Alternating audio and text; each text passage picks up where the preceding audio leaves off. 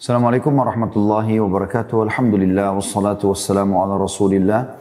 Segala puji dan puja kehadirat Allah Subhanahu wa taala, juga salawat dan taslim kepada Nabi besar Muhammad sallallahu alaihi wasallam. Saudaraku seiman, melanjutkan sesi terakhir dari masalah bedah buku risalah puasa Nabi sallallahu alaihi wasallam, dan dalam judul kita yang masalah dahsyatnya Ramadan ya.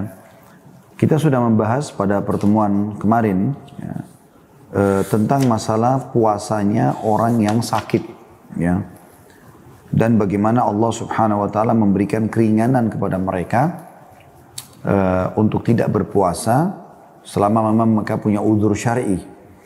Misalnya penyakit yang tidak diharapkan lagi kesembuhannya, penyakit kronis yang memang dia pun tidak bisa berpuasa lagi ya. Atau mungkin penyakit tua yang sudah sangat tua. Ada sering penyakit-penyakit yang muncul, gitu, walaupun tidak kronis, memang tidak memungkinkan lagi dia tahan untuk berpuasa. Maka semua ini masuk dalam umumnya firman Allah Subhanahu wa taala ya, dalam Al-Baqarah 185, A'udzubillahi minasyaitonirrajim, faman kana minkum maridan aw ala safarin fa iddatun min ayyamin ukhra. Barang siapa yang sakit atau sedang dalam perjalanan lalu berbuka, maka wajib baginya berpuasa semenjak hari atau sebanyak hari yang ditinggalkan pada hari-hari yang lain. Tetapi kalau dia sifatnya pikun atau sudah sangat tua, maka tentu berbeda dari sisi hukum, dia tidak perlu gantikan ke hari yang lain ya. Dan kata penulis, adapun sakit ringan seperti batuk, pusing dan serupa tidak boleh berbuka karenanya. Nah, itu masih bisa istirahat sejenak, kemudian ya, dia sudah boleh melanjutkan puasanya ya. Apalagi puasa ini adalah sesuatu yang wajib. Dan juga sudah kita bahas ya sebelumnya tentang bagaimana cara melihat atau mengetahui masuknya bulan Ramadan yang juga sudah kita tuntaskan alhamdulillah sebelumnya. Dan kita lanjutkan teman-teman sekalian insyaallah sampai akhir buku di poin I, yaitu puasa orang lanjut usia, lemah dan pikun. Kata beliau, wanita dan lelaki, di sini itu ditulis oleh Syekh Muhammad bin Shalih Al-Munajjid dan Syekh Abdullah As-Salih ya. Wanita dan lelaki yang lanjut usia, yang sudah tidak berdaya dan setiap harinya makin bertambah lemah hingga meninggal dunia, jadi sudah 90 tahun, 80 tahun dan tidak ada memang terlihat kesehatan lagi pada dia ya. Keduanya tidak wajib berpuasa ya. Laki dan perempuan ya. Mereka boleh tidak berpuasa selagi tidak mampu melakukannya. Ibnu Abbas radhiyallahu anhu di dalam menafsirkan firman Allah Subhanahu wa taala yang bunyinya a'udzubillahi minasyaitonir rajim wa 'alal ladzina yutiqunahu fidyatun ta'amu miskin, dan wajib bagi orang-orang yang berat menjalankannya dalam kurung jika mereka tidak berpuasa membayar fidyah, yaitu memberi makan seorang miskin. Beliau mengatakan ayat ini tidak mansukh atau tidak dihapus hukumnya. Orang yang dimaksud adalah lelaki dan perempuan yang lanjut usia yang tidak mampu berpuasa. Maka keduanya harus memberi makan seorang miskin setiap harinya. Dan ini disebutkan dalam Sahih Bukhari atau Imam Bukhari dalam kitab tafsir bab ayyaman ma'dudat. Ayyaman ma'dudat ya. Atau bab tentang hari-hari tertentu. Maksudnya tentang masalah hari-hari puasa. Adapun orang tua yang sudah lupa ingatan dan pikun, maka ia tidak berkewajiban apa-apa. Dan begitu pula keluarganya sudah bebas dari beban kewajiban. Jadi kalau hanya sekedar tadi tidak mampu ya, karena badannya melemah, maka di sini dia wajib memberikan makan kalau sehari satu orang miskin. Kalau dia tidak bisa, maka walinya atau ahli warisnya ya membayarkan untuknya. Kecuali kalau mereka semua tidak mampu baru gugur. Tapi khusus bagi orang yang sudah lupa ingatan, kadang-kadang bahkan sudah lupa anaknya, sudah lupa namanya ya,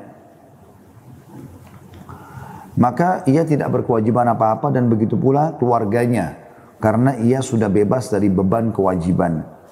Kalau kadang-kadang orang itu masih bisa ingat dan kadang-kadang lupa, maka ia wajib berpuasa di waktu masih ada ingatan dan tidak wajib di waktu hilang ingatannya. Ini ditulis dari fatwa Syekh Utsaimin di dalam bukunya Majalis Syahr Ramadan, halaman 28. Kemudian beliau mengatakan barang siapa yang berperang melawan musuh atau dikepung musuh di kampungnya, sedangkan puasa dapat melemahkan kekuatannya dalam berperang atau pertempuran, maka ia boleh berbuka puasa sekalipun tanpa safar atau dalam kurung perjalanan jauh. Demikian pula jika ia terpaksa harus berbuka sebelum penyerangan, maka boleh berbuka. Rasulullah SAW telah bersabda kepada para sahabat beliau sebelum peperangan dimulai, Innakum musabbihu aduwikum wal fitru aqwalakum faaftiru. Sesungguhnya kalian besok pagi hari akan langsung berhadapan dengan musuh dan berbuka itu lebih membuat kalian kuat, maka berbukalah. Disebutkan dalam riwayat Muslim nomor 1120. Walaupun di sini menurut pendapat yang dipilih oleh Syekh Islam Ibnu Taimiyah, beliau memberikan fatwa ini kepada penduduk Syam yang mana saat itu beliau sedang berada di negeri mereka ketika datang bangsa Tartars ya, atau Tartar, suku Tartar. Ini Syekh Ibnu Taimiyah memberikan fatwa ini kepada orang-orang kaum muslimin yang menghadapi musuh pada saat itu di bulan Ramadan. Yang jelas teman-teman sekalian, bagi orang yang mau menghadapi pertempuran maka dia punya opsi, ada rukhsahnya. Boleh dia berpuasa, boleh tidak. Dan itu yang dikatakan oleh para sahabat pada saat tiba Ramadan dan mereka di salah satu atau di bulan Ramadan, maka mereka mengatakan ada di antara kami yang berbuka puasa, ada di antara kami yang berpuasa. Sementara yang berbuka puasa tidak menyalahkan yang berpuasa dan yang berpuasa tidak menyalahkan yang berbuka puasa. Lalu kata beliau, barang siapa yang sebab pembatalan puasanya jelas seperti sakit. Jadi barang siapa yang sebab pembatalan puasanya jelas seperti sakit, maka tidak apa-apa ia berbuka secara terang-terangan. Namun barang siapa yang sebab pembatalan puasanya tersembunyi seperti haid, maka sebaiknya berbuka secara sembunyi-sembunyi agar terhindar dari tuduhan. Jadi misalnya dia jelas-jelas sakit nih, di rumah sakit, lemas sekali. Di depan suster, depan dokter dia harus makan, tidak bisa tidak. Maka apa boleh buat? Dia terang-terangan di sini, dia nggak bisa gitu. Atau ada orang dia subhanallah tabrakan, kemudian lemes tiba-tiba, pusingnya luar biasa, darah muncul dari badannya, dia harus segera diberikan air, gitu kan? Di sini dia batal depan orang karena keadaannya. Apa boleh buat, gitu kan? Tapi kalau orang tersembunyi kayak orang haid, wanita haid, kan tidak ada yang tahu, kecuali dia saja. Maka dia pun berbuka puasanya atau dia tidak puasa, jangan di depan orang yang sedang puasa. Adabnya begitu. Selanjutnya di poin yang lain, niat di dalam berpuasa di poin M bertulis ini ya. Maaf tadi itu bukan poin I tapi poin L ya, masalah orang lanjut usia. Di poin M-nya niat di dalam berpuasa. Di dalam berpuasa fardu disyaratkan adanya niat. Demikian pula di dalam setiap puasa wajib seperti puasa qadha atau mengganti puasa wajib dan juga puasa kafarah atau puasa pembersihan terhadap kesalahan yang terjadi. Jadi contoh puasa kafarah itu misalnya orang berhubungan biologis di siang hari Ramadan dengan istrinya, kan tidak boleh, bolehnya malam. Kalau dia lakukan, maka dia harus menjalankan kafarahnya. Kalau bukan membebasin budak, maka dia puasa 2 bulan berturut-turut. Di sini dia wajib untuk berniat. Berdasarkan hadis yang berbunyi la siyama liman lam yubayyitu siyama minal lail. Tidak sah puasa orang yang tidak niat dari malam harinya. Diriwayatkan Abu Dawud nomor 2454. Ini juga dikuatkan oleh beberapa imam seperti Al-Bukhari, An-Nasai, At-Tirmidzi dan lain-lainnya. Bisa dilihat dari buku Talkhis Al-Habir ya, di jilid 2 halaman 188 dan disahihkan oleh Al-Albani. Niat boleh dilakukan pada waktu kapan saja di malam hari. Dan yang dimaksud sekalipun sesaat sebelum fajar. Niat adalah tekad dan hasrat hati untuk melakukan pekerjaan dan melafalkan atau membaca lafaz itu tidak dianjurkan. Ya. Karena memang niat itu dalam hati cukup. Karena belum pernah dinukil dari Nabi SAW lafaz khusus dalam masalah niat puasa. Dan setiap orang yang mengetahui bahwa besok hari adalah hari-hari Ramadan dan ia bermaksud akan berpuasa, maka berarti ia telah berniat. Misalnya dari Majmu' Fatawa 25, jadi 25 halaman 215. Jadi dengan teman-teman sudah bermaksud dalam hati saja, oh besok Ramadan saya mau puasa, itu sudah niatnya. Mirip dengan kita mau sholat, maka dengan kita wudhu dan misalnya waktu maghrib sebentar, kita wudhu, memang dalam hati sudah niat mau sholat maghrib. Maka dengan sendiri kita berdiri sejadah, lalu kita Allahu Akbar, itu sudah dianggap sudah niat tentunya. Dan barang siapa yang berniat berbuka di siang hari namun tidak berbuka, maka menurut pendapat yang paling kuat puasanya tidak batal. Hal ini seperti orang yang ingin berbicara di saat sholat namun tidak melakukannya. Dan ada sebagian ulama yang berpendapat bahwa puasanya batal sekalipun hanya dengan sekedar memutuskan niatnya. Maka yang lebih hati-hati bagi orang yang melakukan demikian adalah menggantinya di lain hari. Sedangkan riddah atau murtad keluar dari agama dapat membatalkan niat, dan mengenai ini tidak ada perbedaan pendapat di antara para ulama. Jadi ini satu paragraf semua ya dalam masalah ini. Jadi yang pertama ditekankan sekali bahwasanya niat itu sesuatu yang terlintas dalam hati untuk mengerjakan satu perbuatan, dan tidak ada lafaz dalam penyebutannya secara khusus yang dinukil dari Nabi SAW. Kemudian juga ada di sini potongannya, barang siapa yang berniat berbuka puasa, baru niat saja, udah saya nggak mau batalin puasa saya. Apakah puasanya batal? Pendapat yang paling kuat mengatakan tidak batal. Karena dikasih contoh seperti orang yang mau berbicara. Kan orang kalau sholat nggak boleh bicara.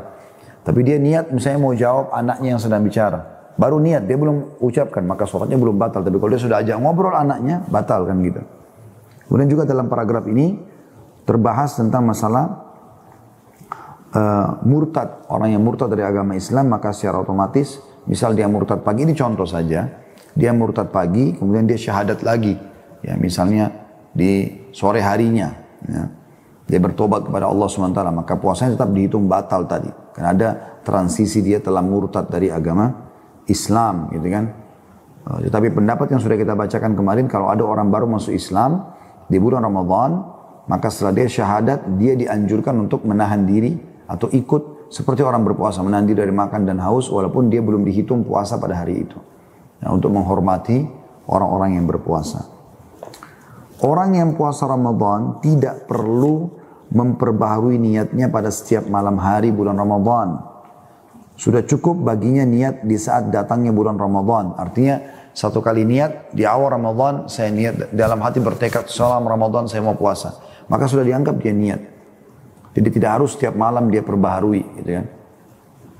Namun jika ia memutus niatnya dengan berbuka di dalam perjalanan atau safar atau karena sakit, maka apabila ia akan berpuasa lagi dan udurnya telah tiada, maka ia wajib memperbaharui niatnya. Jadi misalnya wanita haid, dia puasa nih seminggu, dia sudah niat dari awal Ramadan, dalam hatinya sudah bertekad memang dia mau puasa selama sebulan. Subhanallah, seminggu berjalan, puasa ke-8 haid. Maka dia haid misalnya selama seminggu. Nah kalau dia mau lanjutkan lagi yang 2 minggu tersisa, di sini dia perbaharui lagi keinginan dan niatnya di malam yang akan dia puasa besoknya. Tapi kalau bagi laki-laki dan tidak ada udur, tidak ada safar, tidak ada sakit segala macam, sebulan penuh maka dicukupkan tentu dengan niat seperti itu. Itu yang beliau katakan. Puasa sunnah mutlak tidak disyaratkan berniat dari malam harinya, tapi niat tetap harus ada, ya. Karena ada hadis yang bersumber dari Aisyah radhiyallahu anha, beliau menuturkan, dakhala alayya Rasulullah sallallahu alaihi wasallam dzata yaumin faqala hal 'indakum syai' faqulna la qala fa inni idzan sha'im. Pada suatu hari Rasulullah SAW datang kepadaku lalu bertanya, apakah kamu mempunyai sesuatu, maksudnya dalam kurung yang bisa dimakan? Aisyah menjawab, tidak ada. Maka beliau pun sallallahu alaihi wasallam bersabda, maka kalau begitu aku berpuasa. Hadis diriwayatkan Muslim jadi 2 halaman 809. Adapun puasa sunnah khusus seperti puasa hari Arafah tanggal 9 Zulhijjah dan puasa Ashura 10 Muharram, maka yang lebih hati-hati adalah berniat dari malam hari. Dan siapa yang telah memulai berpuasa wajib seperti puasa qadha atau mengganti puasa nazar, ya, nazar artinya dia pernah bernazar, ya, kalau dia sembuh dia akan puasa 3 hari misalnya, atau puasa kafarah, denda tadi, pembayaran denda, maka ia wajib menyempurnakan atau menyelesaikannya. Ia tidak boleh membatalkannya tanpa alasan dibenarkan secara syariat.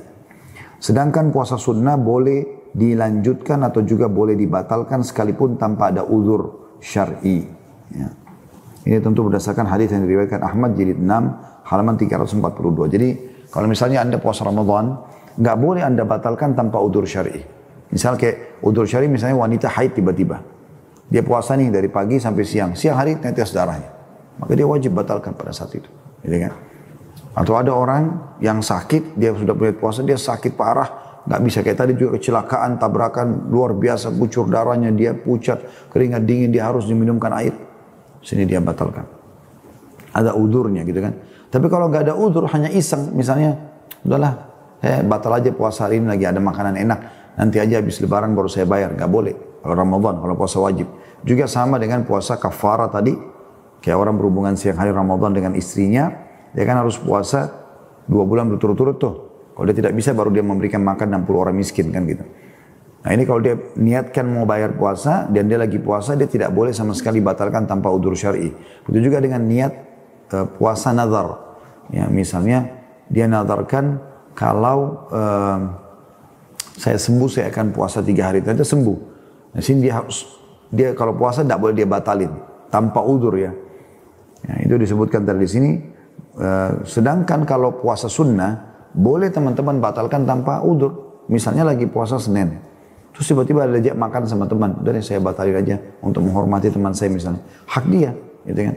Kalau puasa sunnah, tapi kalau puasa wajib nggak boleh tentunya. Kemudian kata beliau,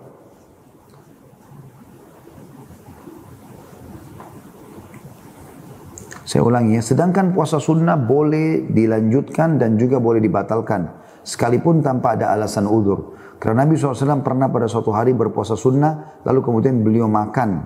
Ya. Sebagaimana disebutkan dalam Sahih Muslim dalam kitab Al-Haid. Ya. Ya, Al-Haid alladhi uhdiya ilaihi inda Aisyah. Di nomor 1154, terbitan Abdul Baqi. Namun apabila orang yang membatalkan puasa sunnahnya itu mendapat pahala dari puasa, namun apakah orang yang membatalkan puasa sunnahnya itu mendapatkan pahala dari puasa sepenggal yang telah dilakukannya? Sebagian ulama ada yang berpendapat tidak mendapatkan pahala. Sebagaimana disebutkan dari buku Al-Mawsu' Al-Fiqhiyah jilid 38 halaman 13. Yang afdalnya bagi yang berpuasa sunnah adalah menyempurnakan puasanya kalau tidak ada kepentingan atau maslahat syar'i yang mengharuskan ia memutuskan puasanya. Ya. Jadi di sini kita kembali lagi sedikit, saya ingin titik beratkan supaya jangan salah, ya, supaya tidak keliru. Kalau puasa wajib, berarti Anda wajib menginapkan niat. Tapi Ramadan boleh dari awal Ramadan, sebagaimana sudah kita jelaskan tadi atau dijelaskan oleh penulis di sini. Puasa sunnah Anda tidak harus menginapkan. Ya, jadi misalnya pas tiba pagi hari ini, hari Senin, Anda belum makan sama sekali. Belum juga berhubungan biologis dengan pasangan. Jam 8 Anda pas mau ke kantor, kayaknya hari ini Senin, saya puasa aja deh. Dan memang belum ada tadi yang dia lakukan pembatal puasa dari subuh ya. Maka di sini boleh langsung dia puasa. Ya, kalau puasa sunnah boleh dia niat kapan dia mau. Walaupun sudah setengah hari di waktu duhur misalnya, tetap aja dia bisa niatkan. Sebagaimana tadi sikap Nabi SAW pada saat datang ke rumah Aisyah lalu bertanya, ya, apakah ada makanan? Aisyah mengatakan tidak ada radhiyallahu anha. Kata Nabi SAW, kalau gitu hari ini atau saat ini saya puasa. Selanjutnya, orang yang tidak mengetahui bahwa bulan suci Ramadan telah tiba, kecuali setelah fajar subuh terbit, maka ia wajib imsak atau menahan diri dari yang membatalkan pada hari itu dan ia wajib menggantinya. Jadi dia wajib imsak dalam kurung menahan diri dari yang membatalkan pada hari itu dan ia wajib menggantinya. Sebagaimana pendapat jumhur ulama, karena Nabi SAW bersabda, la siyama liman lam yubayyitil siyama minal lail. Tidak sah puasa bagi orang yang tidak berniat puasa pada malam atau dari malam hari. Hadis riwayat Abu Dawud nomor 2454 dan disahihkan oleh Albani. Orang yang dipenjara dan orang yang ditahan, jika mengetahui masuknya bulan Ramadan baik dengan kesaksian dirinya sendiri atau berita dari seseorang yang terpercaya, maka ia wajib berpuasa.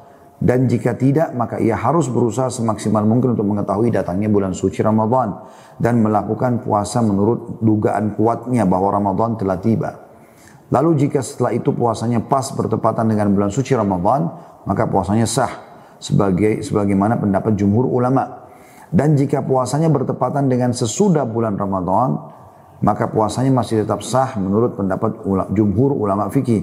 Namun jika puasanya bertepatan dengan bulan sebelum Ramadan, maka puasanya tidak sah dan ia wajib menggantinya atau mengganti hari puasa yang tidak bertepatan dengan hari bulan Ramadan. Jadi tentu bukan keadaan kayak kita sekarang ya. Kalau sekarang Allahu alam ada atau tidak, tapi umumnya sekarang orang kalau di penjara pun kaum muslimin diberikan kesempatan untuk mengetahui itu dengan medsos sekarang yang ada ya. Tapi ini kasuistik. Kalau ada orang muslim di penjara, jauh dari semuanya, diisolasi, di bawah tanah, dia nggak tahu apa-apa. Bahkan ditutup informasi dari dia. Tapi dalam dugaannya Ramadan sudah tiba. Di sini kalau dugaannya itu betul dan ternyata Ramadan masuk, setelah itu baru dia tahu misalnya pada saat dia keluar, maka puasanya dianggap sah. Tapi kalau ternyata dia puasa bukan di bulan Ramadan, misalnya masih Sya'ban tanggal 28, dan kemudian dia terus puasa sebulan, berarti yang 2 hari 28, 29 ataupun sampai 30 Sya'ban ini itu dianggap puasa sunnah dan dia harus membayar 3 hari utangnya. Ya, seperti itulah. Dan kalau puasa si terpenjara tadi tuh sebagian harinya bertepatan dengan hari-hari Ramadan dan sebagian lagi tidak, maka puasa yang bertepatan dengan sebagian bulan Ramadan dan sesudah bulan Ramadan itu sah. Sedangkan yang bertepatan dengan hari-hari sebelum bulan Ramadan itu tidak sah atau dianggap sunnah. Dan jika keadaan terus tidak memungkinkannya untuk dapat memastikan bulan Ramadan, maka puasanya sah karena ia telah mencurahkan segala kemampuannya untuk mengetahui Ramadan. Sedangkan Allah Subhanahu wa taala tidak membebani seseorang kecuali menurut kadar kemampuannya. Diambil dari Al-Musu' Al-Fiqhiyah jadi 38 halaman 84. Itu tentang masalah poin M-nya ya, berhubungan dengan masalah niat di dalam berpuasa. Kita masuk poin N-nya, iftar atau berbuka dan imsak atau menahan diri. Kata penulis, kalau matahari telah terbenam secara sempurna, maka orang yang berbuka boleh berbuka. Cahaya kemerah-merahan di ufuk barat yang tersisa itu tidak menjadi penghalang untuk berbuka. Rasulullah SAW bersabda, "Idza aqbala al-lailu min hahuna wa adbara an-naharu min hahuna faqad aftara as-sha'im." Apabila malam telah tiba dari arah sana dan siang pergi dari arah sana, maka orang yang berpuasa boleh berbuka. Dalam riwayat Bukhari di nomor 1954. Artinya udah jelas, siang udah nggak ada lagi, malam sudah masuk. Terutama sudah kelihatan awan merah di ufuk. Ya. Terlebih lagi kalau sudah tidak ada lagi awan merah, bahkan sudah gelap, berarti sudah masuk waktu berbuka. Dan sunnahnya adalah segera berbuka, tidak menunda. Karena ada orang yang menunda ya. Menundanya misalnya nanti pada saat sudah azan baru dia mau berdoa. Jadi Anda berdoa sebelum buka puasa. Pada saat buka puasa sudah azan, sunnah Nabi SAW ya, pada saat itu adalah ambil kurma, baca bismillah dan minum air. Anda berdoa setelahnya boleh saja. Berdoa sebelumnya juga nggak ada masalah. Tapi pada saat azan itu harusnya dia mulai dengan bismillah dan membuka puasa. Setelah itu dia boleh berdoa, sebelumnya juga dia boleh berdoa. Jadi jangan sampai ditunda. Dikatakan dan sunnahnya adalah segera berbuka. Rasulullah SAW biasanya tidak sholat maghrib sehingga berbuka terlebih dahulu sekalipun hanya dengan meminum seteguk air. Diriwayatkan oleh Al-Hakim di 1 halaman 432. Dan ini tercantum juga hadisnya dalam silsilah hadis sahihah karya Syekh Albani di nomor 2110. Selanjutnya kata beliau, kalau orang yang akan berbuka tidak mendapatkan sesuatu untuk iftar atau berbuka, maka cukup dengan berniat iftar dalam hatinya. Misal Anda berada di satu perjalanan, terus ternyata sudah azan, di tol misalnya. Nggak bawa air, nggak ada kurma, nggak ada juga penjual, udah azan. Gimana caranya sekarang? Maka niat iftar. Dan tidak perlu mengecup jarinya sebagaimana dilakukan oleh sebagian orang awam yang hendaknya selalu waspada agar tidak berbuka sebelum waktunya, karena Rasulullah SAW dalam mimpinya pernah melihat sekelompok kaum yang digantung terbalik, kepalanya di bawah, dan pada setiap sudut mulut mereka bercucuran darah dan sobek. Maka tak kala beliau bertanya tentang mereka, diberitahukan bahwa mereka adalah orang-orang yang berbuka sebelum waktunya. Hadis diriwayatkan oleh Ibnu Khuzaimah di nomor 1986 dan bisa dilihat juga dalam Sahih At-Targhib jilid 1 halaman 420. Maka barang siapa yang meyakini atau menurut dugaan kuatnya atau ragu-ragu bahwa ia telah berbuka sebelum waktu maghrib tiba, maka ia wajib mengqadha atau mengganti puasanya. Karena dalam tanda kutip hukum asalnya adalah bahwa siang masih ada. Ini bisa dilihat dari Fatwa Lajnah Daimah jilid 10 halaman 287. Maka dari itu hendaknya waspada berpegang kepada berita anak kecil dan sumber-sumber yang kurang dapat dipercaya. Dan demikian pula hendaknya memperhatikan perbedaan waktu antara satu kota atau daerah dengan kota lainnya di saat mendengar suara azan lewat radio atau televisi ataupun lainnya. Apalagi zaman sekarang kan ada aplikasi, tiba-tiba azan kedengaran, Anda lagi di ruangan tertutup gordennya gelap, Anda pikir sudah masuk maghrib. Atau kadang-kadang anak-anak, mungkin anak belum paham, udah azan, pada buka puasa ternyata masih belum, masih 15 menit lagi misalnya. Maka harus lebih hati-hati. Jadi satu sisi kita disuruh segera buka puasa, di sisi yang lain kita juga dilarang menganggap remeh masalah ini. Kalau fajar subuh telah terbit, yaitu cahaya putih yang cerah di ufuk timur, maka pada saat itu pula setiap orang yang berpuasa wajib imsak atau menahan diri dari membatalkan apakah ia mendengar suara azan ataupun tidak. Dan jika diketahui bahwa azan dikumandangkan pada saat terbitnya fajar subuh, maka wajib imsak pada saat itu. Adapun kalau azan dikumandangkan sebelum fajar terbit, maka tidak wajib imsak atau menahan dari makan dan minum. Dan kalau ia tidak mengetahui kondisi muadzin atau terjadi perbedaan di antara para muadzin, sedangkan ia tidak dapat membedakan apakah fajar subuh telah tiba, seperti terjadi di kota-kota besar karena cahaya lampu atau bangunan-bangunan pencakar langit, maka hendaknya ia bersikap hati-hati dan berpegang pada waktu yang ada di kalender yang ditetapkan dengan hisab selama tidak ada kekeliruan yang jelas padanya. Kemudian alhamdulillah selama ini kita selalu termudahkan oleh Allah Subhanahu wa taala dengan adanya medsos, ya, dan juga Masya Allah kita bisa membandingkan apakah fajar sudah masuk atau tidak gitu ya. Kalau pun tidak terdengar azan dekat rumah karena masjid cuma satu di kampung Anda, handphone Anda masih bisa berbunyi, ada aplikasi yang online sekarang gitu. Adapun bersikap hati-hati hingga melakukan imsak di waktu tertentu seperti 10 menit sebelum fajar, maka hal ini adalah salah satu pembuatan yang tidak pernah ada contohnya. Dan kita lihat pada sebagian kalender ada kolom khusus untuk waktu imsak dan kolom lain untuk waktu fajar. Adalah merupakan perkara yang bertentangan dengan syariat. Jadi tidak ada namanya imsak 10 menit, 15 menit sebelum azan. Nah, itu cuma bentuk kehati-hatian, tapi akhirnya menjadi sebuah seperti seakan-akan bagian daripada syariat. Padahal sebenarnya Nabi SAW melarang ya orang untuk atau mulai menahan itu pada saat mendengarkan azan.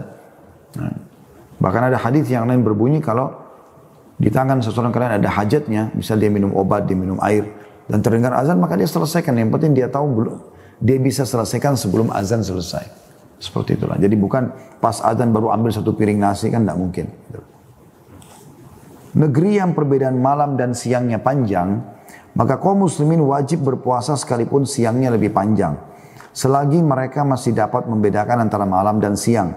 Dan untuk sebagian daerah yang tidak mungkin dapat membedakan antara siang dan malam, maka mereka berpuasa dengan mengikuti waktu daerah terdekat yang dapat mengetahui malam dan siang.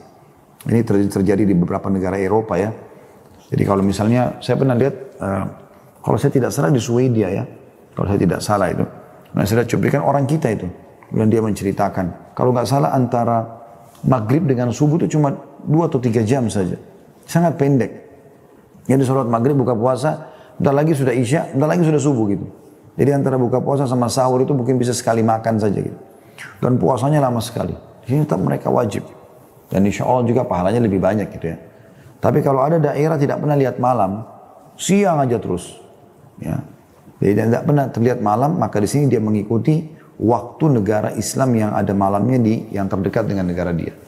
Saya tahunya sebagian negara di Eropa berpatokan dengan Turki kalau tidak salah. Ya. Karena dianggap negara juga yang sebagainya masuk Eropa dan dia adalah negara Islam. Kita masuk ke poin selanjutnya, poin O-nya tentang hal-hal yang membatalkan puasa. Semua hal yang membatalkan puasa selain haid dan nifas tidak menjadikan puasa seseorang batal kecuali ada 3 syaratnya, yaitu orang itu mengerti, bukan orang jahil. Ya, kemudian ingat dan tidak lupa, Kemudian pilihannya sendiri, bukan karena terpaksa atau dipaksa. Di antara hal yang membatalkan puasa itu ada yang termasuk semacam pengeluaran, ya seperti jima atau persetubuhan, sengaja muntah, haid dan berbekam, dan ada pula semacam pengecilan perut, seperti pengisian perut, seperti makan dan minum. Majmu' Fatawa jilid 25 halaman 248. Di antara hal yang membatalkan juga ada yang semakna dengan makan dan minum seperti obat-obatan, pil yang ditelan lewat tenggorokan atau diinfus. Dan demikian pula transfusi darah.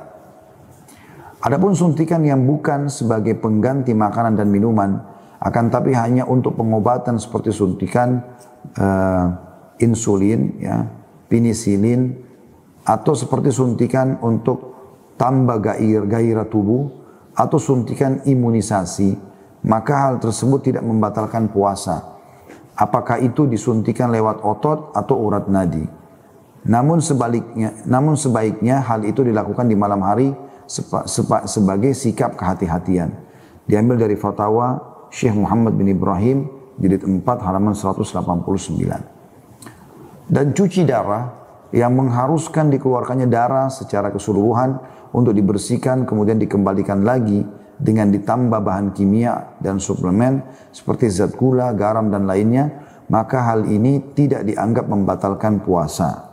Diambil dari Fatwa Lajnah Daimah jilid 10 halaman 90. Pendapat yang kuat adalah bahwa injeksi bius, obat tetes mata dan telinga, cabut gigi dan pengobatan luka-luka semua itu tidak membatalkan puasa. Diambil dari Majmu' Fatwa Syekh Islam jilid 25 halaman 233 juga halaman 245. Selanjutnya kata penulis di sini, gas penawar asma juga tidak membatalkan. Karena gas tersebut dialirkan ke paru-paru, bukan merupakan makanan. Dan selalu diperlukan di dalam atau di luar waktu puasa. Dan pengambilan darah untuk kepentingan pemeriksaan juga tidak membatalkan. Bahkan dimaafkan atau dima'fu. Karena merupakan hal yang dibutuhkan. Diambil dari fatwa Ad-Da'wah Ibnu Blas, Syekh bin Baz nomor 979. Dan obat kumur juga tidak membatalkan selagi tidak ditelan. Jadi bisa saja kalau kita rasa mulut kita kurang segar, ya menggunakan obat kumur. Dan orang yang memasukkan sesuatu ke lubang giginya, lalu rasa benda itu ada di tenggorokannya, maka hal itu tidak merusak puasanya. Ini diambil dari fatwa Syekh bin Baz juga secara lisan, kata beliau di sini. Kita masuk ke poin P, hal-hal yang tidak membatalkan puasa. Tadi itu hal-hal yang membatalkan puasa. Hal-hal yang tidak membatalkan puasa yang pertama mencuci telinga atau semprotan pembersih lubang hidung atau oksigen yang dimasukkan melalui hidung apabila bagian yang masuk tenggorokannya tidak ditelan.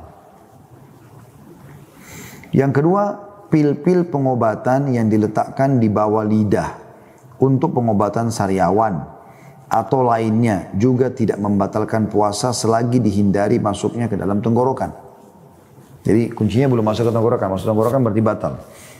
Yang ketiga, memasukkan alat perekam ke lubang vagina atau jari untuk pemeriksaan. Diambil dari Fatwa Lajnah Daimah jilid 10 halaman 172. Yang keempat, memasukkan lensa monitor atau spiral atau yang serupa dengannya ke dalam rahim. Ini juga tidak membatalkan. Yang kelima, benda yang dimasukkan ke lubang air seni. Ya. Benda yang dimasukkan ke dalam lubang air seni, maksudnya ya, pipa yang dimasukkan ke lubang tempat aliran air seni pada zakar atau vagina. Atau benda yang dihubungkan dengan sinar atau obat. Atau tempat untuk membersihkan wadah air seni. Ini semua tidak membatalkan. Yang keenam, melubangi gigi atau mencopot gigi geraham atau pembersihan gigi atau bersiwak atau bersikat gigi asal dihindari tertelannya sesuatu ke dalam tenggorokan. Ini juga tidak batal. Yang ketujuh, kumur-kumur dan oksigen buatan yang dilakukan di mulut asal dihindari tertelannya sesuatu ke dalam tenggorokan. Dan intinya kalau tertelan sesuatu maka batal. Yang kedelapan, injeksi pengobatan di tubuh atau otot atau pembuluh darah selain infus pengganti makanan. Yang kesembilan, gas oksigen. Yang kesepuluh, gas pembius yang tidak diberi bahan cair sebagai suplemen. Yang ke-11, benda-benda yang diserap kulit seperti bahan cairan atau minyak angin atau benda tempelan lainnya yang mengandung bahan medis atau kimia. Ini juga tidak membatalkan. Yang ke-12, memasukkan selang atau pipa kecil ke urat-urat untuk kepentingan pemotretan atau pengobatan rongga jantung atau anggota badan lainnya. Yang ke-12, ini biasa endoskopi kali ya, seperti begitu kurang lebih. Yang ke-13, memasukkan alat untuk melihat yang dimasukkan ke dalam luar lambung atau pemeriksaan atau operasi medis. Yang ke-14, mengambil bintik atau bentul-bentul yang ada dalam hati atau lainnya selagi tidak dibarengi dengan bahan cairan suplemen. Yang ke-15, alat yang digunakan untuk melihat pencernaan bila dimasukkan tidak dibarengi dengan bahan-bahan suplemen atau benda lainnya. Yang ke-16, masuknya alat atau benda medis ke otak atau sumsum. Kata beliau setelah 16 poin ini, hendaknya seorang dokter muslim selalu memberi nasihat kepada pasien untuk menunda hal-hal yang tersebut di atas yang tidak berbahaya atas penundaannya sampai waktu berbuka tiba. Karena hal yang demikian itu lebih berhati-hati. Diambil dari Majma' al-Fiqh al-Islami halaman 213. Atau Qararat Majma' al-Fiqh Islami. Kemudian barang siapa yang makan atau minum secara sengaja di siang Ramadan tanpa ada uzur, maka ia telah melakukan salah satu dosa besar. Maka ia wajib bertaubat dan mengganti puasanya. Dan jika yang dimakan atau diminum itu benda haram seperti minuman keras, maka dosanya lebih besar dan keji lagi. Maka ia wajib bersegera bertaubat dengan sungguh-sungguh dan memperbanyak melakukan amalan-amalan sunnah berupa puasa dan lainnya. Agar ia dapat menutupi kewajiban yang dinodai dan agar Allah subhanahu wa ta'ala berkenan menerima taubatnya. Barang siapa lupa lalu makan atau minum, maka hendaklah terus berpuasa. Karena sungguhnya ia diberi makan oleh Allah. Ini diriwayatkan Imam Bukhari nomor 1933. Ini khusus bagi orang yang lupa. Kalau orang lupa, maka dia tiba-tiba makan atau minum, baru dia ingat setelah itu, oh Ramadan nih. Maka dia ya melanjutkan puasanya, jangan dia batalkan. Di dalam riwayat lain disebutkan, maka tidak wajib mengqadha atau membayar kafarah atasnya. Apabila anda melihat orang yang sedang berpuasa, makan karena lupa, maka hendaknya anda ingatkan. Karena luasnya cakupan firman Allah SWT, wa ta'awun al-birri wa taqwa. Dan saling tolong menolonglah kamu di dalam kebaikan dan takwa. Kalau dia lagi makan, dia lagi minum misalnya, tentu ada lihat juga kondisinya ya. Kalau dia lupa, dia minum, kemudian sementara dia meneguk, dia pas lepas anda bilang, kan ada Ramadan sekarang, apa gak puasa? Dan jangan sampai juga orang pas lagi telan sesuatu anda ingatkan, kemudian dia serba salah, masukkan atau keluarkan. Di sini juga kita memilih waktu dan yang tepat, tapi yang penting tidak menundanya. Kita sampaikan kepada dia supaya dia berhenti dan dia berhenti makan dan minum dan lanjutkan puasanya. Tapi kalau dia sudah selesai makan dan minum, lalu kemudian dia baru ingat atau baru diingatkan, maka dianggap itu adalah Allah yang memberikan dia makan dan minum, sebagaimana tadi hadits Bukhari nomor 1933 menyebutkan masalah itu. Juga kata beliau berdasarkan keumuman cakupan hadis Rasulullah SAW, فَإِذَا نَسِيتُ فَذَكِّرْنِي. Apabila aku lupa, kata Nabi SAW, maka ingatkan aku. Dan karena pada dasarnya tersebut adalah merupakan suatu kemungkaran yang wajib diubah. Sebagaimana diambil dari majalis Syahr Ramadan Ibnu Utsaimin halaman 70. Orang yang harus berbuka atau membatalkan puasanya karena harus menyelamatkan seseorang dari kebinasaan, maka ia boleh berbuka dan nanti harus menggantinya. Seperti orang yang harus menyelamatkan orang yang tenggelam dan memadamkan kebakaran. Jadi misalnya ada orang tenggelam, dia di atas kapal. Kalau dia tidak turun menyelam sehingga dia pun terminum air, maka secara otomatis orang itu akan mati. Di sini boleh dia membatalkan puasanya.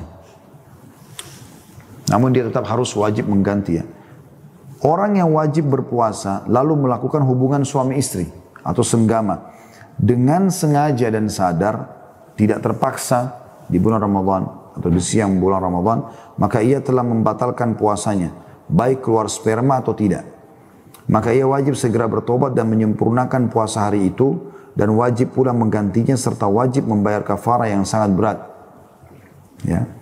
Jadi walaupun dia sudah berhubungan biologis dia batalin nih. Dia tidak boleh makan setelahnya. Tetap dia sempurnakan puasanya hari itu. Tapi tidak dianggap puasa dia. Ya. Jadi bukan berarti setelah jima, kemudian dia bayar kafarah, kemudian dia enak-enak pesta pora makan dan minum. Ya. Di dalam hadits Abu Hurairah radhiyallahu anhu dituturkan, ketika kami sedang duduk di sisi Nabi SAW, seketika datang seorang laki-laki lalu berkata, wahai Rasulullah, celaka aku. Maka Nabi SAW bertanya kepadanya, kenapa? Ia menjawab, aku terlanjur melakukan jima terhadap istriku padahal aku sedang berpuasa. Maksudnya di siang hari. Maka Rasulullah SAW bersabda, apakah kamu punya hamba sahaya yang bisa kamu merdekakan? Ia menjawab, tidak. Lalu Nabi SAW menjawab, apakah kamu mampu berpuasa 2 bulan berturut-turut? Laki itu menjawab, tidak. Lalu Nabi SAW bersabda lagi, apakah kamu mampu memberi makan kepada 60 orang miskin? Orang itu menjawab, tidak. Hadis riwayat Bukhari nomor 1936. Demikianlah hukumnya kata beliau, dan begitu pula sama hukumnya bagi orang yang berbuat zina, homoseksual, menzinai binatang, naudzubillah. Dan barang siapa melakukan persetubuhan berulang kali di hari-hari Ramadan, maka ia wajib membayar kafarah sebanyak hari pelanggarannya, ditambah dengan mengganti puasa hari-hari itu. Dan tidak ada alasan baginya untuk tidak membayar kafarah sekalipun karena ketidakmengertiannya terhadap kewajiban kafarah.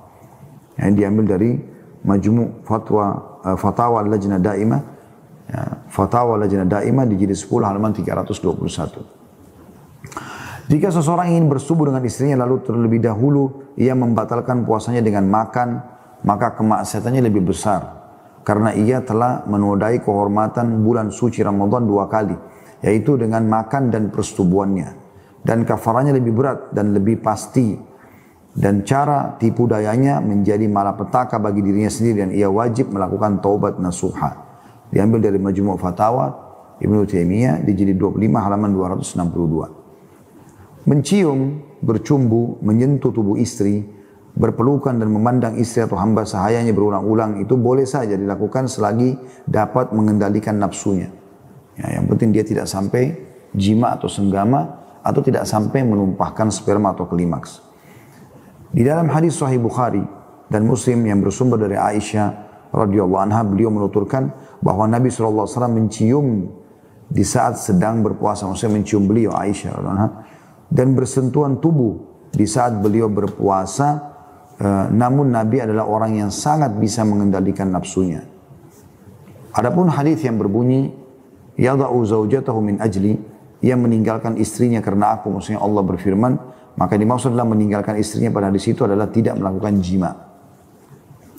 Akan tetapi jika birahi seseorang cepat bereaksi dan tidak dapat mengendalikannya, maka hal di atas tidak boleh ia lakukan karena dapat menyebabkan puasanya batal. Dan jika ia tidak terjamin aman dari keluarnya sperma atau terjerumus dalam persetubuhan, Allah Subhanahu wa taala telah berfirman dalam hadis qudsi, ia meninggalkan istrinya demi aku. Dan kaidah agama mengatakan setiap sarana yang dapat mengantar kepada yang diharamkan, maka sarana itu diharamkan pula. Kalau seseorang melakukan persetubuhan lalu fajar terbit, maka ketika itu wajib meninggalkannya, sedangkan puasanya sah, sekalipun keluar sperma setelah zakarnya dicabut. Adapun kalau persetubuhan dilanjutkan sampai setelah fajar terbit, maka puasanya batal. Ia wajib bertaubat, mengganti puasa hari itu dengan membayar kafarah yang berat. Jadi kalau dia berjima, ternyata dia lagi berjima, pas dia klimaks azan. Dia tarik kemaluannya, di sini dari jima itu, tumpah spermanya. Maka tetap dianggap sah, walaupun spermanya tumpah di saat azan itu. Ya. Tapi kalau dia melanjutkan hubungan biologisnya, maka batal. Ya, seperti itulah. Dan ini bukan cuma sekedar batal, dia harus bertobat kepada Allah Subhanahu Wa Taala dan dia bayar kafarah. Ya. Berganti puasa juga di hari lain. Kalau seseorang masuk waktu subuh dalam keadaan junub, dia sudah biologis tapi dia berhenti sebelum azan. Tapi pas azan dia masih dalam keadaan junub, maka hal itu tidak merusak puasanya dan bahkan boleh menunda mandi junub, mandi haid dan nifas hingga setelah fajar subuh terbit. Namun ia wajib segera mandi supaya dapat melakukan sholat subuh dan agar ia segera didekati oleh para malaikat. Jika orang yang sedang berpuasa tidur di siang hari lalu bermimpi hingga keluar sperma, maka puasanya tidak batal secara kesepakatan ulama atau ijma'. Bahkan ia harus menyempurnakan puasanya karena dia bukan sengaja mimpi. Barang siapa yang melakukan onani di siang hari Ramadan, seperti dengan memainkan kemaluannya atau berulang-ulang memandang lawan jenisnya, ia wajib bertobat kepada Allah SWT dan melakukan imsak pada hari itu, serta mengqadha pada hari itu di kemudian hari. Tetap dianggap batal puasanya karena sudah tumpah spermanya gitu kan. Ya, kalau dia sampai klimaks, ya.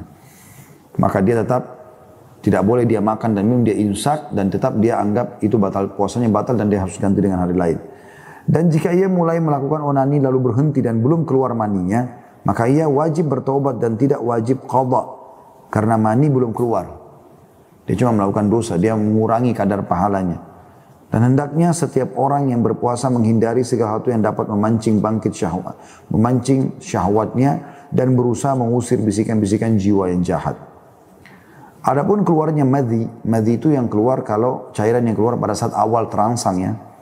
Sebagaimana pendapat yang kuat tidak membatalkan puasa. Keluarnya wadi, yaitu cairan bening kental seusai kencing tanpa ada rasa nikmat, juga tidak membatalkan puasa dan tidak mewajibkan mandi. Hanya saja wajib dicuci dan berwudu saja. Diambil dari Fatwa Lajnah Daimah jadi 10 halaman 179. Jadi kayak awal cumbuan sama istri segala macam, terus muncul syahwat, basah kemaluannya, keluar madhinya. Ini enggak batal.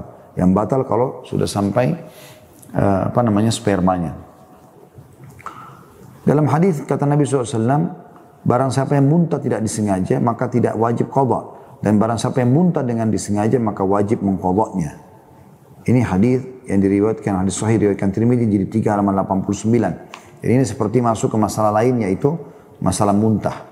Kalau ada orang muntah, kalau dia sengaja muntahkan, dia korek-korek tenggorokannya, maka batal. Kalau dia tidak sengaja muntah, maka tidak batal. Oleh karenanya, barang siapa yang muntahnya disengaja dengan mencolokkan jarinya ke dalam tenggorokannya, atau sengaja menekan perutnya, atau sengaja mencium bau yang tidak sedap, atau sengaja melihat sesuatu yang dapat membuatnya muntah, maka ia wajib mengqadha. Kalau setelah mau muntah namun tidak jadi, maka puasanya tidak batal karena tidak jadi muntah. Dan itu bukan atas keinginannya. Tetapi kalau ia menelannya kembali, maka puasanya batal. Jadi kalaupun muntah teman-teman, dia harus keluarkan semuanya. Ya, jangan dia sengaja mancing, tapi yang sedang keluar dikeluarkan. Dan kalau ada tertahan di tenggorokan, dia berusaha untuk mengeluarkannya. Kalau tidak, bisa batal puasanya. Jika perutnya mual atau mules, maka ia tidak wajib menahan muntah, karena hal tersebut dapat membahayakannya. Apabila seseorang ini diambil tentunya dari Majalis Syahr Ramadan Syekh Utsaimin halaman 76. Apabila seseorang menelan sesuatu yang menempel di celah-celah giginya dengan tidak sengaja, atau benda itu sangat kecil yang sulit untuk diketahui, maka itu termasuk air liur yang tidak membatalkan.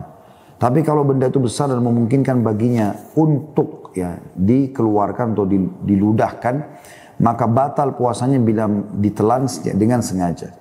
Ini diambil dari Al-Mughni, kitab Al-Mughni jilid 4 halaman 47. Permen karet apabila bercampur sesuatu atau mempunyai rasa tambahan atau manis, maka haram mengunyahnya. Dan jika rasa manis tersebut sampai ke tenggorokannya, maka dapat membatalkan puasa. Setelah air kumur dibuang dari mulut, maka basah atau lembab yang tersisa di mulut itu tidak merusak puasa. Karena hal seperti itu sulit untuk dihindari. Tapi tentu kita tahu di sini ya, betul-betul air kumur-kumur itu sudah kita buang semua, memang sisa kelembapan saja, itu tidak batalin puasa kalaupun sampai terbawa dengan air liur. Tapi jangan sengaja dibiarkan air tersisa di situ, kemudian dia telan, maka itu bisa membatalkan. Dari sisi yang lain, orang yang mimisan atau dalam kurung hidung berdarah, puasanya tetap sah. Karena mimisan itu timbul bukan atas dasar kehendaknya. Diambil dari Fatwa Lajnah Daimah jadi 10 halaman 264. Kalau gusi bernanah atau berdarah karena gosok gigi, maka darah tidak boleh ditelan dan harus diludahkan. Tapi jika sebagiannya tertelan tanpa disengaja dan bukan atas kemauannya, maka tidak apa-apa. Dan demikian pula muntah yang kembali masuk ke tenggorokan tanpa kemauannya sendiri, puasanya tetap sah. Diambil dari Fatwa Lajnah Daimah jadi 10 halaman 254. Ingus, mohon maaf, yaitu cairan kental yang keluar dari rongga hidung di kepala dan dahak, yaitu cairan kental yang keluar dari dalam dada kena batuk atau berdeham ya. Jika ditelan sebelum sampai ke mulut, maka tidak membatalkan puasa karena sulit dihindari.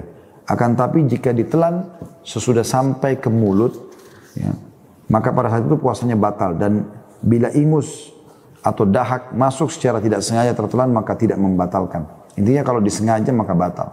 Jadi kalau ada dahak naik ke tenggorokan, kemudian biasanya ada orang yang sempat keluarkan dan dahaknya keluar dan dia lega dengan itu. Maka di sini kalau dia buang saja, tidak batal, keluarkan dari dalam. Atau dia telan pas sebelum naik ke tenggorokannya, masih tenggorokan terus kemudian dia telan kembali, tidak batal. Tapi kalau sudah sampai di mulut baru dia telan kembali, maka itu batal. Ini masalah sangat sensitif ya. Menghirup uap air, sebagaimana dilakukan oleh buruh pekerja di tempat-tempat penyulingan air, tidaklah membatalkan puasa.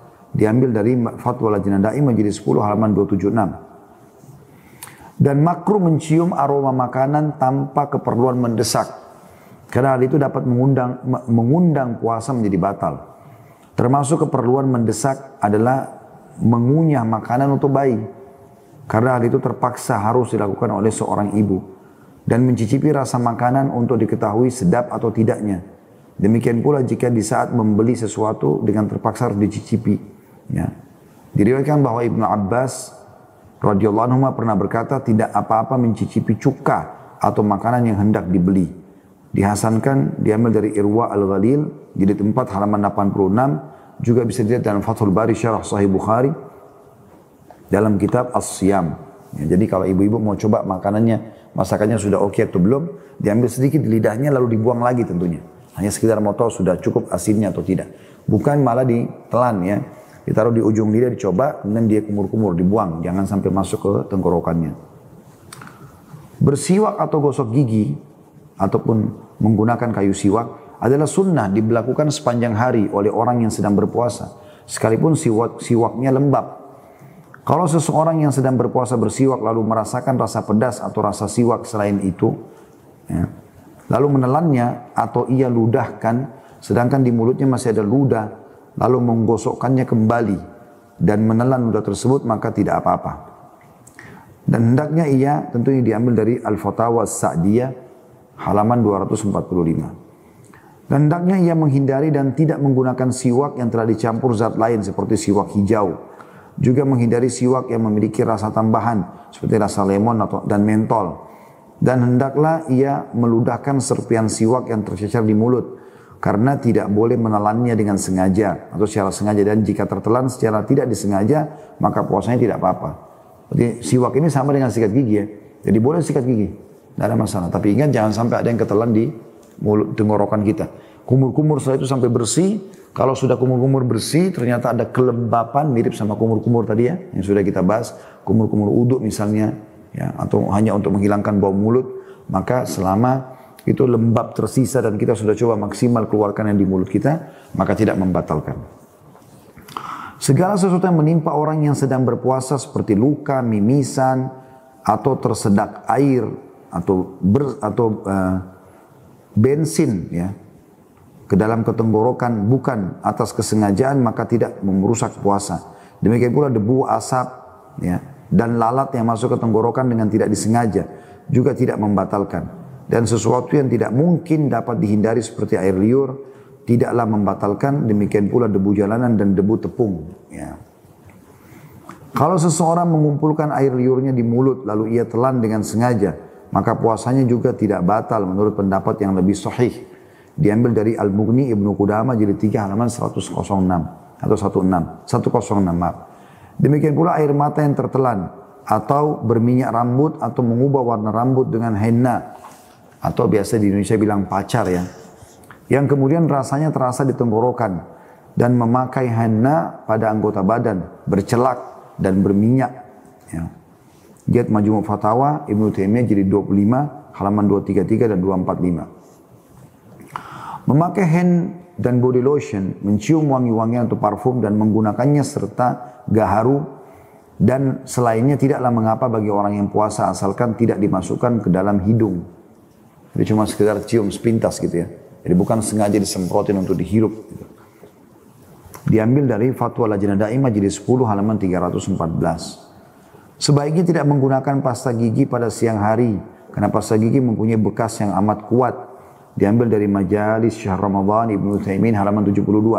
Jadi maksudnya di pagi, sore hari gitu-gitu.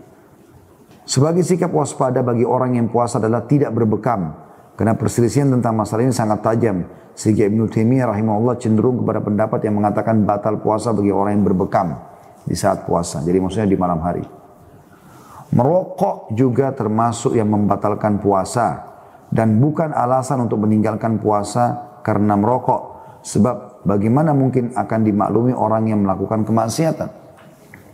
Menyelam di dalam air atau berselimutkan pakaian basah untuk meninggikan badan tidak apa-apa dilakukan orang yang sedang berpuasa. Dan tidak mengapa pula menyiramkan air di kepalanya karena kepanasan atau kehausan. Diambil dari Al-Mughni jilid 3 halaman 44. Namun makruh hukumnya berenang karena dapat menyebabkan puasanya batal. Artinya kalau dia berendam di bathtub, di kolam, karena musim panas misalnya, direndam di air dingin. Walaupun dia celupkan badannya, kepalanya, selama tidak masuk air ke tenggorokannya, maka tidak masalah. Gitu kan? Itu tidak masalah. Tapi seseorang berhati-hati lebih baik. Termasuk mandi juga dibolehkan ya. Dan orang yang pekerjaannya menyelam dan pekerjaannya itu menuntutnya menyelam, selama ia aman dari masuknya air ke dalam tenggorokan maka tidak mengapa. Ya, kayak misalnya pakai oksigen itu ya, dan dia aman tidak ada air. Kalau seseorang makan atau minum atau melakukan persubuhan dengan dugaan masih malam, dalam kurung fajar belum terbit.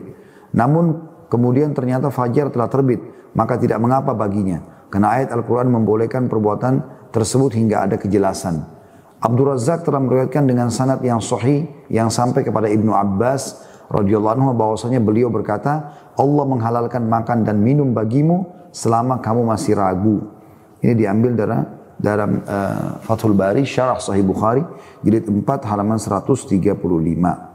Nah ini pendapat yang dipilih oleh Syekh Islam Ibnu Taimiyah di Majmu' Fatawa di jilid 29 halaman 263. Jika seseorang berbuka dengan dugaan bahwa matahari telah terbenam, padahal belum, maka ia wajib mengganti puasanya menurut jumhur ulama. Karena hukum dasarnya adalah masih tetapnya siang. Dan keyakinan ini tidak dapat dihilangkan dengan keraguan. Kayak misalnya mendung ya, contoh. Anda sekarang sudah punya jam, Anda punya aplikasi dan seterusnya. Namun Ibnu Taimiyah berpendapat bahwa ia tidak wajib mengganti atau mengqadha, ya. Jadi kalau dia buka puasa, ternyata belum masuk waktu maksudnya. Kalau fajar telah terbit sedangkan di mulutnya ada makanan atau minuman, maka ahli fikih sepakat bahwa orang itu harus meludahkannya dan puasanya sah. Dan begitu pula hukum orang yang makan atau minum karena lupa, lalu sadar dan di mulutnya ada makanan dan minuman, maka puasanya sah, asalkan meludahkan apa yang ada di dalam mulutnya. Poin selanjutnya, teman-teman sekalian, dan ini sepertinya poin terakhir dalam bahasan kita. Ya, yaitu poin Q ya, beberapa hukum puasa bagi kaum wanita. Anak perempuan baru balik atau haid, kemudian karena malu ia tidak berpuasa, maka ia wajib bertaubat besar dan mengganti puasa yang ditinggalkannya. Oleh karena itu teman-teman, anak-anak dilatih puasa di rumah. Latih puasa, kasih apresiasi, kasih hadiah. Ya, dari kecil mereka dibiasakan. Nah, kami pun sudah lakukan itu di rumah ya, sehingga anak-anak terbiasa puasa. Sekaligus memberi makan seorang miskin setiap hari puasa yang dia tinggalkan sebagai kafar atas puasa yang ditinggalkannya apabila hingga datang bulan Ramadan berikutnya ia masih belum mengqadha. Jadi makanya teman-teman yang punya anak perempuan diingatkan itu. Kalau sudah haid, maka sudah wajib dia berpuasa, gitu kan. Jadi jangan sampai dia sudah haid, dia diam-diam, dia ketakutan sama orang tuanya, akhirnya sampai darahnya selesai, dia orang tuanya masih anggap belum balik, maka dibiarkan dia nggak puasa. Ini semua dia wajib taubat nasuha dan qadha. Ya. Anak tersebut hukumnya seperti wanita yang berpuasa pada hari-hari haidnya karena malu dan tidak mengqadha. Lalu jika anak tersebut tidak tahu secara pasti berapa hari puasa yang ia tinggalkan, maka ia berpuasa hingga merasa yakin bahwa ia telah mengganti semua hari-hari yang ia tinggalkan di masa haidnya dan belum menggantinya hingga beberapa kali Ramadan, disertai dengan membayar kafarah atas penangguhannya sebanyak hari puasanya, apakah sekaligus atau bertahap menurut kemampuannya. Seorang istri hendaknya tidak melakukan puasa dalam kurung selain puasa Ramadan. Bila mana suaminya hadir, ini kalau puasa-puasa, ya, sunnah ya. Bila mana suaminya hadir atau berada di sisinya, kecuali dengan izinnya. Dan bila suami bepergian jauh, maka tidak apa-apa istri berpuasa sunnah. Tentu ada hadis itu ya. Yang kata Nabi SAW, dan janganlah seorang wanita berpuasa sementara suaminya hadir kecuali dengan izinnya. Wanita haid apabila telah melihat cairan kental berwarna putih, yaitu cairan yang keluar dari rahim setelah masa haid selesai, yang diketahui oleh setiap wanita sebagai tanda haid sudah bersih, maka ia boleh berpuasa semenjak di malam hari. Ya. Ia boleh berniat puasa, ia boleh berniat puasa semenjak di malam hari. Jika seorang wanita belum bisa mengenal tanda kesuciannya, maka hendaklah ia mencolekkan kapas atau semisalnya pada vaginanya, maka jika kapas itu bersih, berarti ia telah suci dan harus berpuasa. Kemudian apabila darah haid berulang lagi, maka ia berbuka, sekalipun keluarnya hanya sedikit atau berupa warna keruh, karena hal itu membatalkan puasa selagi keluarnya masih pada hari atau masa haid. Diambil dari Fatwa Lajnah Daimah jadi 10 halaman 154. Jadi kayak misalnya Anda biasa, saudariku muslimah, haid 7 hari. Gitu kan? Ternyata sekarang Anda temukan 6 hari sudah bersih. Bahkan mungkin tadi ada cairan putih yang keluar. Atau Anda coba korek pakai kapas, ternyata tidak ada sama sekali darahnya. Terus Anda mulai niat puasa di hari ke-7 misalnya. Karena tadi hari ke-6 sudah bersih. Nah tadi hari ke-7 masih niat tes darah. Maka di sini Anda wajib di hari ke-7 untuk batalkan puasa. Dan ini wajib batal puasa ya, bukan pilihan. Walaupun beberapa saat sebelum buka puasa. Misal kayak sekarang ini menjelang buka puasa, kita sekarang berada di jam 17.32 misalnya. Berapa menit lagi akan azan gitu-gitu. Dan kemudian netes darah, haid. Maka di sini Anda wajib batalkan puasa Anda. Dan kalau terhentinya darah haid itu terus berlanjut hingga matahari terbenam, sedangkan ia berniat puasa di malam harinya, maka puasanya sah. Dan wanita yang merasakan ada darah keluar namun tidak keluar kecuali sesudah matahari terbenam, maka puasanya sah untuk hari itu. Wanita haid atau nifas yang darahnya berhenti atau suci di malam hari Ramadan, lalu ia berniat puasa, kemudian fajar terbit sebelum ia mandi, maka menurut seluruh ulama puasanya sah. Ya, walaupun dia belum mandi bersih. Jadi misalnya dia sudah bersih dari malam, dia niat puasa, pas azan subuh dia belum mandi bersih. Maka di sini baru dia mau mandi bersih ya, untuk dia puasa dan dia sholat subuh, maka dianggap sah. Wanita ini diambil dari Fathul Bari dalam Syarah Sahih Bukhari jilid 4 halaman 148. Wanita yang telah mengetahui kebiasaan waktu datangnya haid di esok hari, maka tetap berpuasa dan tidak boleh membatalkan sebelum melihat adanya darah. Jadi kayak misalnya orang rutin haid tanggal 15. Dia nggak boleh tiba-tiba batalin puasa sebelum lihat darah. Ya, tetap dia puasa sampai dia lihat darah. Ya. Yang afdal bagi wanita haid adalah membiarkan kebiasaan haidnya dan rela terhadap ketetapan Allah Subhanahu wa taala terhadap dirinya. Tidak melakukan sesuatu untuk tanda kurung mencegah haidnya. Dan selainnya ia berbuka di masa haidnya serta mengqadha atau mengganti puasanya setelah itu. Demikianlah yang dilakukan oleh istri-istri Rasulullah SAW dan istri-istri para generasi salaf. Diambil dari Fatwa Lajnah Daimah jadi 10 halaman 151. Lebih-lebih telah diketahui secara medis bahwa mencegah haid tersebut sehingga banyak ya wanita yang terkena musibah tidak teraturnya masa haid karenanya. Namun jika ia melakukannya dan meminum obat untuk menunda masa haidnya hingga ia tetap dalam keadaan bersih lagi suci dan berpuasa, maka puasanya sah. Artinya Anda kalau pakai obat penunda haid agar puasa Ramadan tidak ada utang, itu dibolehkan. Darah istihadah atau darah yang keluar ya dari rahim tapi dia bukan darah haid. Misalnya Anda biasa haid 7 hari rutin. Ternyata bulan depan Anda haid 9 hari. 2 hari itu kan dikenal dengan istihadah. Di sini tidak mempengaruhi puasanya. Yang penting di hari ke-7 dia sudah mandi bersih, ternyata masih netes darah lagi, itu lebih dari tanggal yang normal, maka istihadah. Sini tetap dia puasa. Dianggap tidak mempengaruhi puasanya. Bila seorang wanita hamil menggugurkan janin yang telah berbentuk manusia atau sudah mulai berbentuk seperti sudah berkepala atau sudah ada tangannya, maka darahnya adalah darah nifas. Tapi apabila janin itu masih berupa gumpalan darah atau daging yang belum berbentuk manusia, maka darahnya adalah darah istihadha. Dan ia wajib berpuasa bila mampu. Jika tidak maka boleh berbuka tapi wajib qadha. Diambil dari Fatwa Lajnah Daimah jilid 10 halaman 224. Dan demikian pula wajib berpuasa jika ia telah bersih atau suci melalui proses pembersihan. Para ulama menyebutkan bahwa janin itu berbentuk menjadi manusia setelah mencapai hamil kurang lebih 80 hari.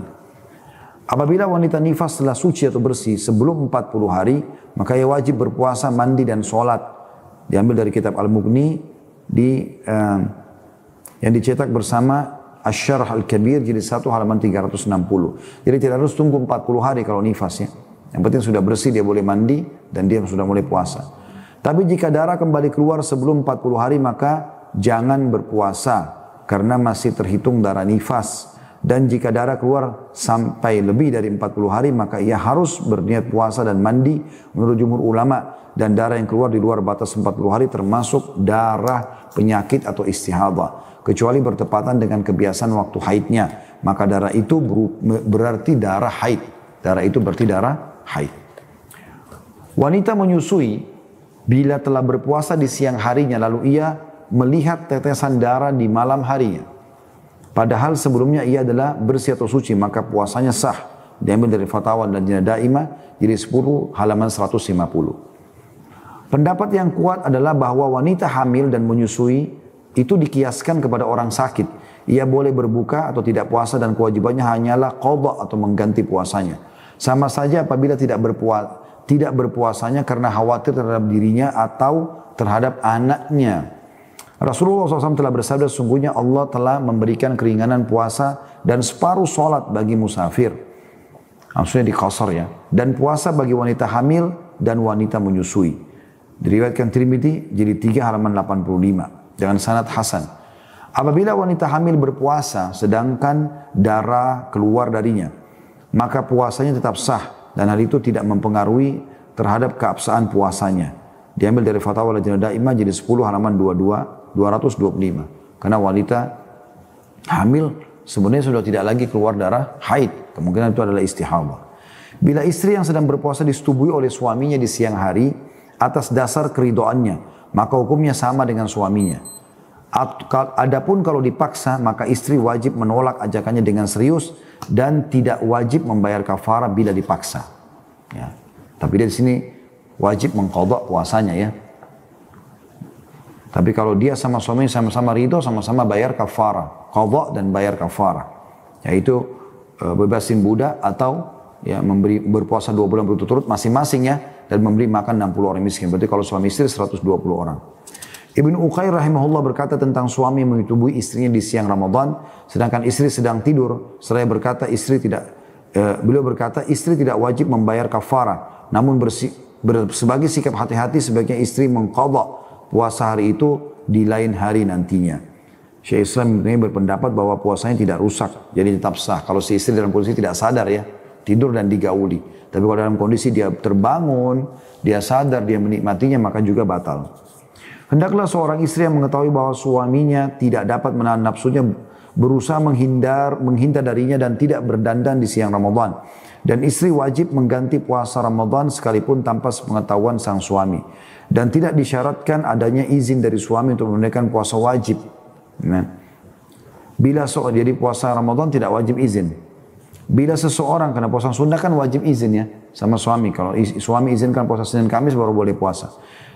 Bila seseorang wanita telah memulai melakukan qadha puasanya, maka ia tidak boleh membatalkan tanpa ada udzur syar'i. Dan suami tidak boleh menyuruhnya berbuka saat istri sedang mengqadha, karena ini puasa wajib. Dan juga tidak ada hak baginya untuk menyetubui istrinya saat mengganti puasa. Sebagaimana tidak ada hak bagi istri untuk memberikannya. Adapun puasa sunnah, maka seorang istri tidak boleh melakukannya bila sang suami ada di sisinya, kecuali seizinnya. Hadits yang bersumber dari Abu Hurairah radhiyallahu anhu menyebutkan bahwa Rasulullah SAW bersabda, seorang wanita tidak boleh melakukan puasa sunnah sedangkan suaminya ada di sisinya kecuali dengan izinnya. Ya. Dan ini diambil dari Fatwa Lajnah Daimah di jilid 10 halaman 353. Dan alhamdulillah dengan ini teman-teman selama kurang lebih 4 kali pertemuan kita sudah menyelesaikan semua buku ini kurang lebih 114 halaman ya. Terakhir penulis mengatakan ini yang dapat penulis sebutkan tentang beberapa masalah puasa. Penulis memohon kepada Allah Ta'ala semoga dia tetap menolong kita, Allah SWT menolong kita untuk selalu ingat dan bersyukur kepadanya serta dapat beribadah kepadanya dengan sebaik-baiknya dan semoga dia menutup bulan suci Ramadan dengan ampunannya kepada kita semua dan dibebaskan dari api neraka. Wassalamualaikum warahmatullahi wabarakatuh. Jazakumullah khairan orang-orang yang sudah atau para syekh-syekh kita yang sudah menyusun buku ini tentunya. Semoga insya Allah ini menjadi amal buat kita semua. Terima kasih dukungannya teman-teman di Instagram, di Facebook. Terus follow kami dan ajak teman-teman Anda, kerabat Anda, kenal Anda agar juga bisa mengambil manfaat. Dan teman-teman di YouTube jangan lupa subscribe, like dan juga tekan loncengnya supaya Anda selalu dapat informasi terbaik. Apalagi memang ini adalah termasuk mendukung pada kebaikan. Allah mengatakan wa ta'awunu 'alal birri wat taqwa. Saling mendukung dalam kebaikan dan juga ketakwaan. Sekali lagi teman-teman sekalian terima kasih jazakumullah khairan subhanakallahumma bihamdika asyhadu an la ilaha illa anta astaghfiruka wa atubu ilaik. Wassalamualaikum warahmatullahi wabarakatuh.